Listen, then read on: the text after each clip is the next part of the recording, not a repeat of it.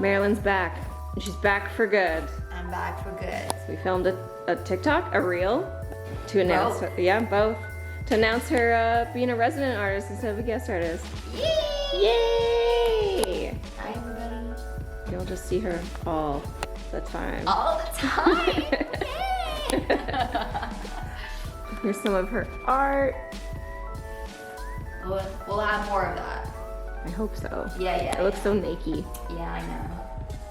This is Annabelle. She's our guest artist for the week. Hello, hi. I'll put your like little Instagram thing like beside you. I'm super excited. What's a fun fact about you?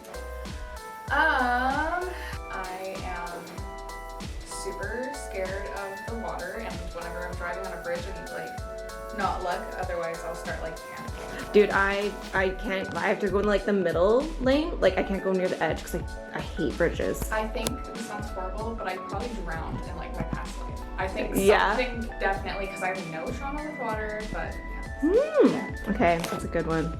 Okay, but she'll be here for a week. Who knows what else? Yeah, we'll see. Yeah, ooh, a little mystery.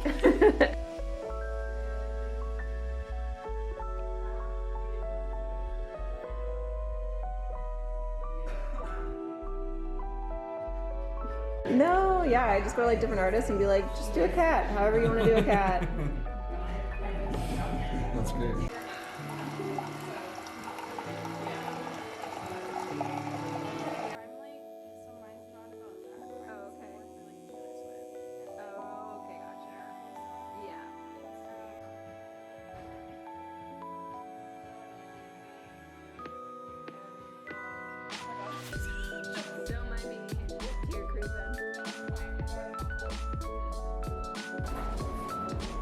This chair is so rolly. It has such good rollies on it. It's really fun. So welcome back to another vlog. I had a lot of comments in the last vlog, which was really nice. It's fun to sit in the comments and chat to you people. So a lot of people were asking for advice next on apprenticeships. So I thought we could talk about that. Before we get into that, I do like this, you know, everyone asking for advice on things. So if you have any other questions about the tattoo industry or getting tattooed or even numbing creams, which I think I will talk about in another video, by all means, like ask away in the comments because I'd love to talk about it in videos. We'll talk about apprenticing in this one. I did a very traditional style apprenticeship. So I think I'll talk about my experience, other experiences, and kind of like do's and do nots. Maybe through the week I'll make like a list because I feel like it'll be a lot to talk about all of it in just one day. And it's the end of the day, so I'm a little goopy brained and want to go relax and play Fire Emblem. So first I think I'll start with the story of my apprenticeship, how I got into it, and what it was like to get an apprenticeship. When I was 15, I had decided I wanted to be a tattoo artist. I got my first tattoo at 15, which is don't get tattooed at 15. But being in the scene, I was like, I love this. I have always drawn and I would love to, you know, back in the day, it seemed hard to kind of find a job that would pay for you to do art. So seeing the tattoo industry, I was like, oh, this is good. So when I graduated high school, at 18, I went to someone and asked for an apprenticeship. It was kind of a no, but it was also kind of not a no. So I ended up going back and they ended up saying yes because their apprentice had left. And unfortunately, that one did not go too well. It was an older gentleman, again, I was only 18, and he had just made some very odd comments and I didn't feel very comfortable, so I ended up not doing that one. That's something very important, I'd say, is I know finding an apprenticeship is very hard, but don't settle, especially if like there's that gut instinct in you that's saying this doesn't feel safe, listen to it because it's usually right. I had another offer and I started going there and helping out, and about 2 weeks in, that man ended up going to jail because I showed up and it was closed and I was like, what's happening?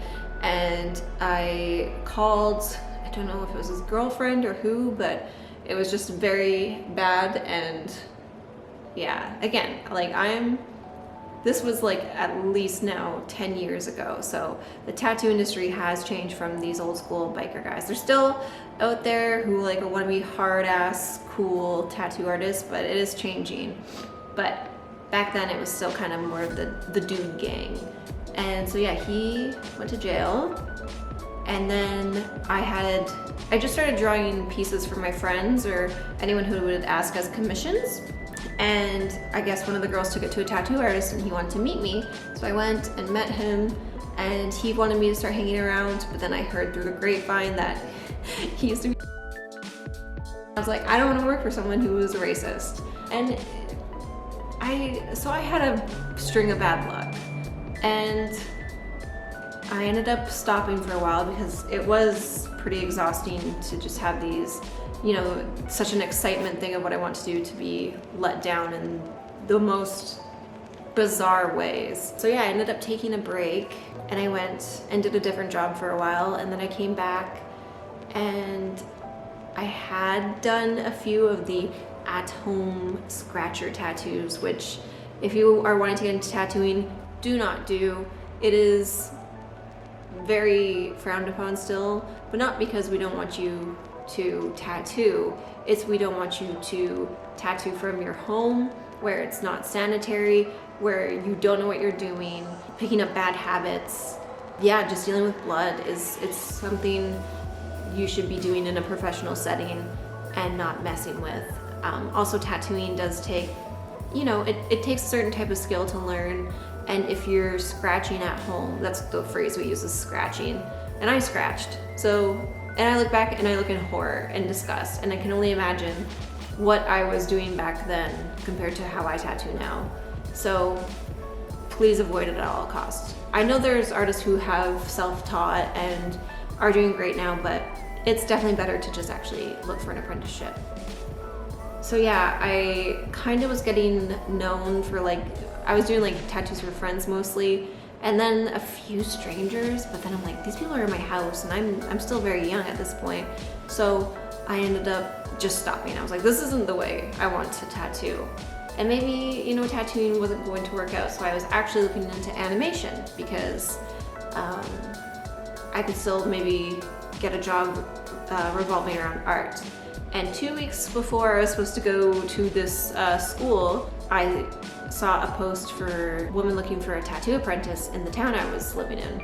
And so I went and I showed her my art, and she liked it, and she told me to come hanging around. And then after 3 months, I was officially her apprentice and started tattooing on grapefruits for a month or two, and then myself, and then co-workers and family and friends.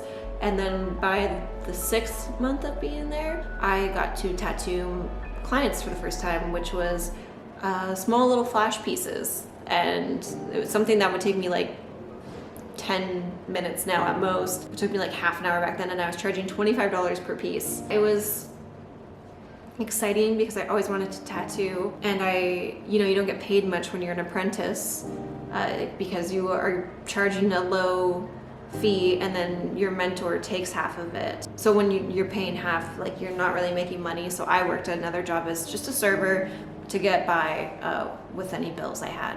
And so when I started my apprenticeship, I was 24. So I would go in the morning, I would do all the opening, sweeping, mopping the studio, getting my mentor's station ready, my station ready. Anything that needed to be done, I would do. So if supplies needed to be ordered, any errands that needed to be ran, I would be in charge of, and then I'd get to draw or tattoo for the day. You know, social media is this powerful thing now. I just started drawing lots of flash sheets. If you don't know what flash sheets are, they are just pages of different little drawings. I'll show you an example actually. So I'll show you Molly's because she's my apprentice. So this is a flash book. What a flash sheet looks like is something like this that's just full of little designs. And you just offer them at a discounted rate and like repeatable so many people can get it. And it's honestly just like good practice. That's just how you learn to tattoo.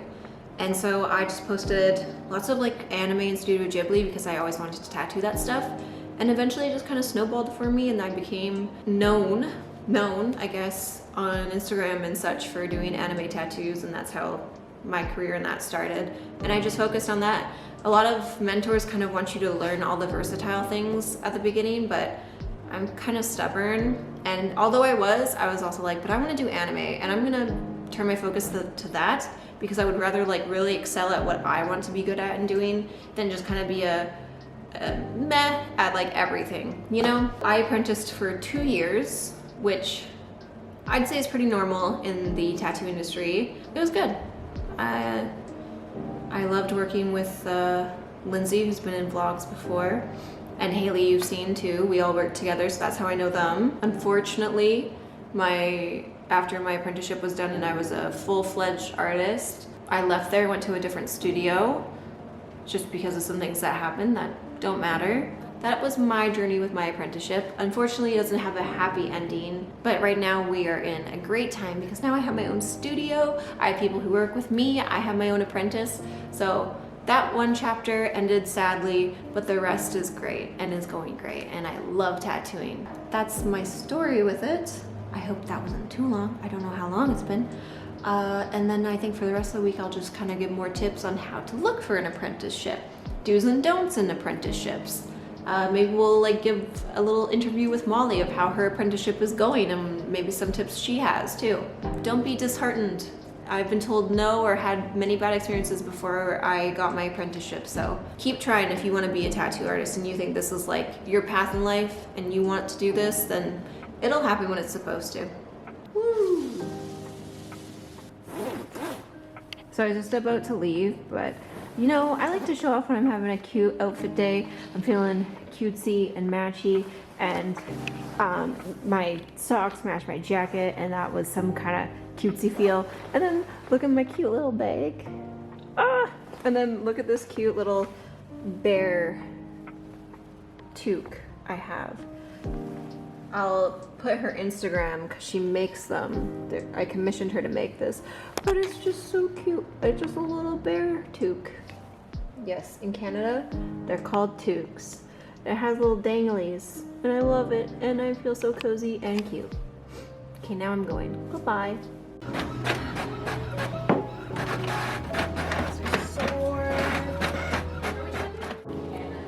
Speaking of apprentices, here is mine, Molly. We're gonna bug her later too about her apprenticeship so far with me.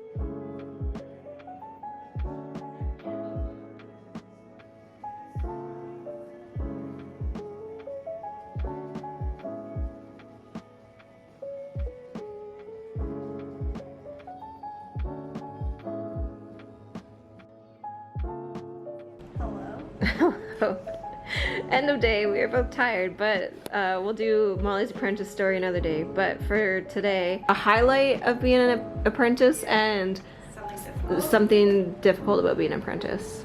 Highlight is everything's just new, and you get to be around a lot of experienced artists and learn from them, and it's fucking sick. Difficult part is you suck. But then you learn and you get better. Yeah. But it's nerve-wracking at first, for sure. Like imposter syndrome, do you think? Yeah. Like a bit of imposter that? syndrome. Yeah. But yeah, it's good. Cool. Yeah. I'm really tired. Me too. My eyes look so dead even in the camera. Yeah. I looked. They're just black. Yeah. There's no way. I'm just a void right now. I was gonna do a quick list though of things for when seeking out an apprenticeship or how to seek out for an apprenticeship. So I'd say I'll make a little list beside my head, my little dopey ass head that's all tired. Get tattooed by a lot of tattoo artists. It's a great way to meet artists, make connections, see who you would like to learn from, and then maybe go get tattooed from them a lot and talk to them and build relationships. They're ready or you feel it's comfortable to bring a portfolio, show versatile art styles, but then also what you would like to tattoo. So lots of pieces of things you find yourself drawn to and what you think you'd excel at, but it's also nice to have variety to show that you can do other things if required. It's the most cliche thing to hear, but you'll hear a lot of no's before you hear yes, so don't give up. It just means it's not the right timing, but keep looking. And don't settle for an apprenticeship. If you are offered one, but something in your gut tells you that's not the right one, then listen to that and look elsewhere, because as much as you want to get into the tattoo industry, it's not worth it to be in an abusive apprenticeship or something just feels off. Listen to that. Listen to your instincts. I'm gonna go now. We'll talk about apprentice stuff another day. Come on. How did you get your apprenticeship? It was during kind of the height of COVID. My business partner and dear friend Jess started a clothing company. And Sav was just opening her studio and asked us to be part of a giveaway. And then Sav and I kind of knew each other through the community and stuff. The giveaway happened, it all went well. And then I slid into Sav's DMs. I asked her if I could take her for a beer and pick her brain about her journey as a tattoo artist, opening a studio. Become a tattoo artist is something I was always interested in. It was a career I was always interested in, but I knew that becoming an apprentice and getting an apprenticeship is extremely difficult. So I just wanted to see if it would be the right fit by asking someone who's been in it for a really long time.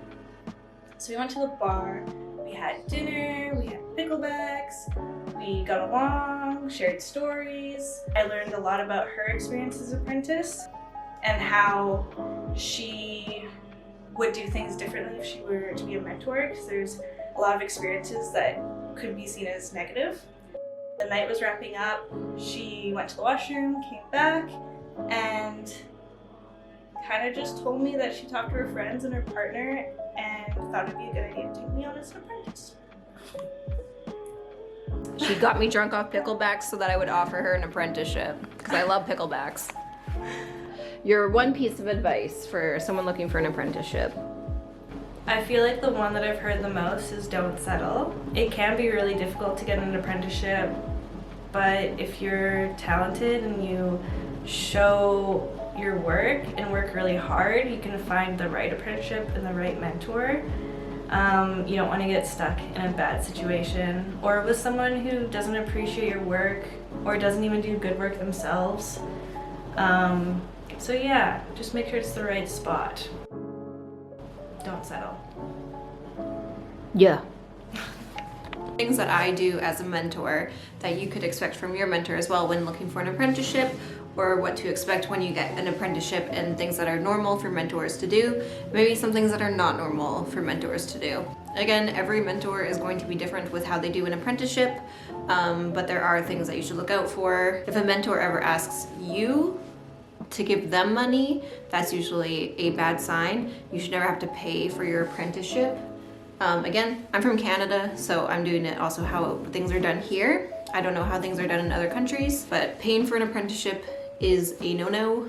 We also don't pay our apprentices though, because we are giving them our free time to learn, and we are also buying their supplies. We will cover their costs, and in return, usually we'll take a percentage of what when they start charging their clients. Like we will take about half is normal for the first year or two, before they're an established artist, or before we let them graduate to junior tattoo artist or full-fledged tattoo artist. So for Molly, she is charging an apprentice rate right now. She first started at $50 for small tattoos on limbs only, and then she is now charging $80, and eventually we'll go up to $80 an hour. But right now she's at a flat rate of $80. She's also starting to learn right now, today actually, sternum and rib cages. I waited until I thought she was confident enough before tackling torsos, because they are their own beast to tattoo. If an apprentice is under a year and they're charging anything over 100, I would be wary of that. That could be on the shop, but that is not a good thing. They are new, they are practicing, they should not be charging anything over $100, definitely not. A mentor should train their apprentices the right way, but not the abusive way. So a mentor should never ask them to do anything outside of work hours that would be work, or ask them to stay ridiculously late hours. I know that some mentors do work later, so maybe yes, the apprentice has to stay late because of that and while they're learning, but anything where it just could be the two of them could almost come off as predatory sometimes. I've heard many horror stories, so this isn't me just kind of talking out my ass. This is things that have happened where artists will make people stay late at night, and you should never, if you feel uncomfortable with that, do that, even when you're an apprentice. Mentors should be watching you tattoo. You should never be tattooing alone until you're more comfortable and confident with it. Like, I don't let Molly tattoo without me around, because I like to know what she's doing, and so she won't have the freedom to tattoo alone, at least for another year, I'd say, because I want to make sure she's doing everything correct, especially if any questions come up. You never know with clients as well, so I need to be there to help her in case she has something she can't answer. I think a mentor should be supportive. Don't think they should put the apprentice down and make them feel like dirt. Again, that's an old school way of teaching, and I don't think it's the right way. Constructive criticism is the best way. So I will always check over Molly's tattoos when she's done, and I will always just be like, oh, you could make this line a little stronger, or you could fill this in a bit more. But abusive words like you're tattooing like shit is also gonna make the client feel awkward and uncomfortable. So I don't think a mentor should bully you. Flash designs, it's very normal for your mentor to ask you to draw, and draw a lot. It's expected of you, honestly. It's how you build a portfolio. What isn't normal, but sometimes does happen, is drawing for your mentor. Sometimes you do get stuck in drawing your mentor's designs, but if it's often, that could be a sign of them just being lazy and taking advantage of you. If there's anything else that I may have missed, totally comment and let me know, because I feel like there's just so much and I could go on and on. But that just means I could always make more videos about this kind of stuff too. Like maybe like a part 2 of apprenticing and mentoring and all that. But that's it for now. This is a lavender coffee and it is so good, and kind of late, but I don't know if I need more coffee, but we're drinking more coffee. So let's go. I am wearing one of Molly's shirt designs today, actually, under my vest. That's the end of the vlog. I definitely forgot to film this part, and it's already been a week. I was actually in Disneyland. But yeah, so that's it. Please like and comment and subscribe. Definitely subscribe, because it would mean a lot. Here's a little heart for you. And I'll see you in the next one. Goodbye.